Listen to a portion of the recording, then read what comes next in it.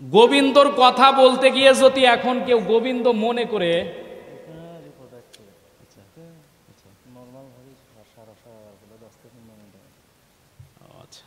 আচ্ছা ঠিক আছে, এটা নাকি? আচ্ছা ঠিক আছে, 10 মিনিটের কথা যেহেতু বলছে উপর থেকে, কিছু করার নাই।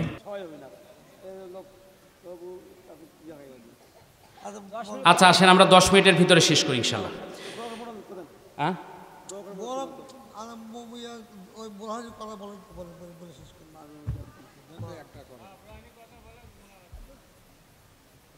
পরিবেশ খারাপ না? আচ্ছা ঠিক আছে,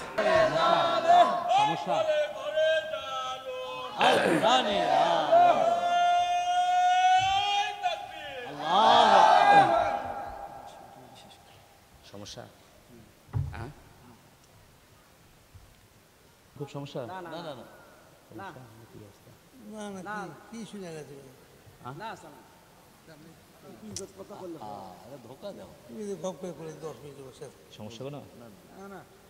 আচ্ছা আমি কারো বিরুদ্ধে বলছি? আমি আগেই তো বলেছি কোরআন হাদিসের কিছু কথা বলতে গেলে এদিক সেদিক যেতেই পারে। গোবিন্দর কথা বলতে গিয়ে যদি এখন কেউ গোবিন্দ মনে করে,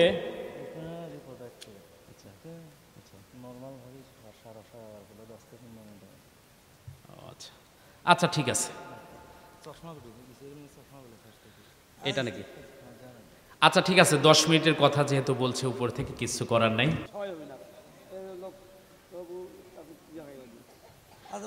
আচ্ছা আসেন আমরা 10 মিনিটের ভিতরে শেষ করি ইনশাল্লাহ। হ্যাঁ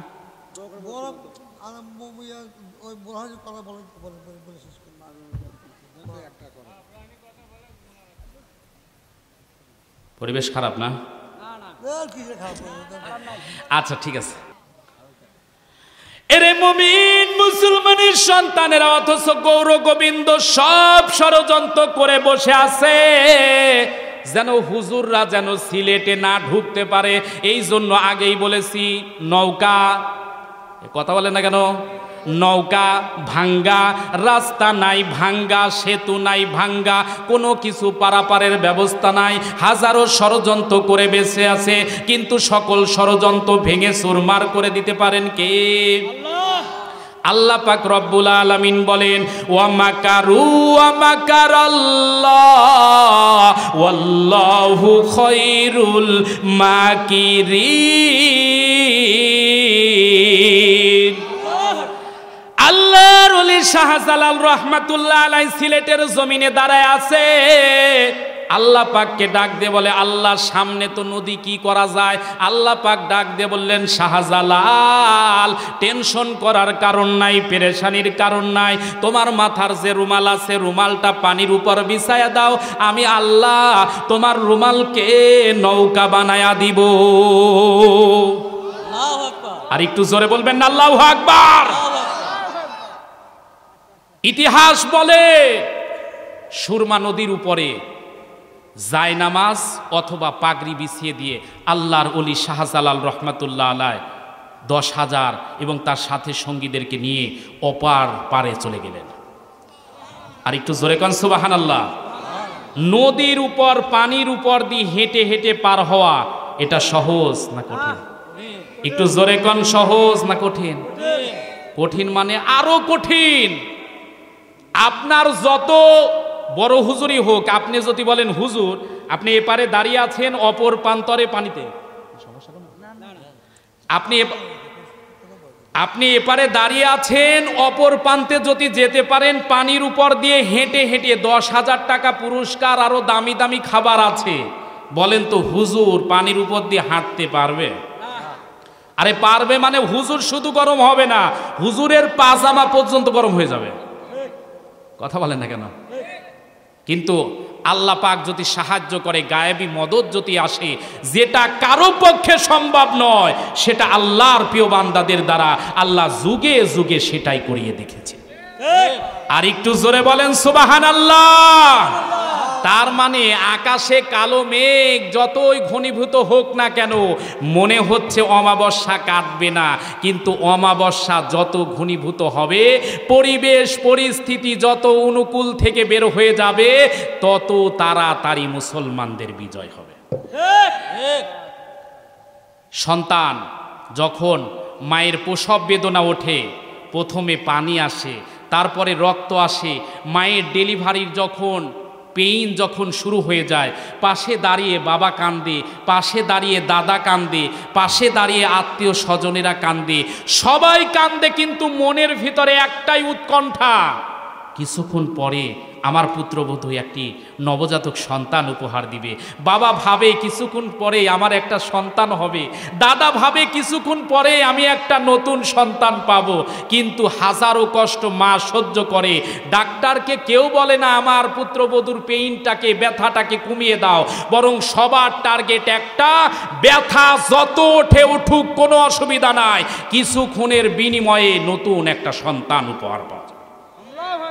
আজকে হাজারো ব্যথা মানুষের মনে, আজকে হাজারো ব্যথা উৎকণ্ঠা মানুষের মনে থাকতে পারে, কিন্তু স্বাধীনতাকামী মানুষেরা, ইসলামপন্থী মানুষেরা একটা আশায় বুক বেঁধে আছে, ব্যথা যতই আসুক না কেন, পরিবেশ পরিস্থিতি যতই অনুকূল থেকে আসুক না কেন, টিকটিকি চামচিকা যতই লাফালাফি করুক না কেন, সামনে সুবেহে সাদিক খুব তাড়াতাড়ি হবে, এমন পরিবেশ পরিস্থিতি হবে, টিকটিকি চামচারা পালাবার জন্য 1 ইঞ্চি মাটি বাংলার জমিনে দেওয়া হবে না। কারা কারা রাজি মুসলমান হাত তুলে বাঘের বাচ্চার মতো হাত দেওয়া খাও। আল্লাহু আকবার, আল্লাহু আকবার। এরে মুমিন মুসলমানের সন্তানেরা, বুরহানুদ্দিন আল্লাহর ওলি বুরহানুদ্দিনের উত্তরসূরি যখন শাহজালাল রহমাতুল্লাহ আলাইহি নদীর অপর প্রান্তরে চলে গেছে, গৌর গোবিন্দর রাজপ্রাসাদের সামনে দাঁড়ায় যখন নারায়ে তাকবীর আল্লাহু আকবার দিচ্ছে, গোবিন্দ এমন সময় ভয়ে থরথর করে করে কাঁপতেছে আর বলে, এই রাজত্বের ভিতরে মুসলমানদের তো আসার কথা নয়, কিন্তু আসলো কেমন করে? এই টার্গেট নিয়ে বুরহানুদ্দিনের উত্তরসূরির সামনে যখন ভয়ের কারণে গৌর গোবিন্দ রাজপ্রাসাদের ভিতরে থরথর করে কাঁপে, বুরহানুদ্দিনকে কে যেন গায়েব থেকে জানায় দিচ্ছে, বুরহানুদ্দিনের উত্তরসূরি এই পৃথিবীর জমিনে শাহজালাল চলে এসেছে। ওরে গোবিন্দ, হাজারো রাস্তা তুই বন্ধ করতে পারিস, কিন্তু আল্লাহ যারে ভালোবাসে তার জন্য আল্লাহ পাক রব্বুল আলামিন কুদরতের রাস্তা খুলে দেয়। এরে মুমিন মুসলমানের সন্তানেরা, শাহজালাল রহমাতুল্লাহ আলাইহি নদীর অপর প্রান্তরে যাওয়ার পর ডাক দিয়ে বলে, গোবিন্দ তুই রাজপ্রাসাদ থেকে বের হ, এই মুহূর্তে হলো, যদি ইসলাম ধর্ম গ্রহণ করিস ভালো, যদি না গ্রহণ করিস বশ্যতার স্বীকার কর, বশ্যতা যদি স্বীকার না করিস এই রাজত্বের ভিতরে থাকবি, কোনো প্রকার মস্তানি করতে পারবি না।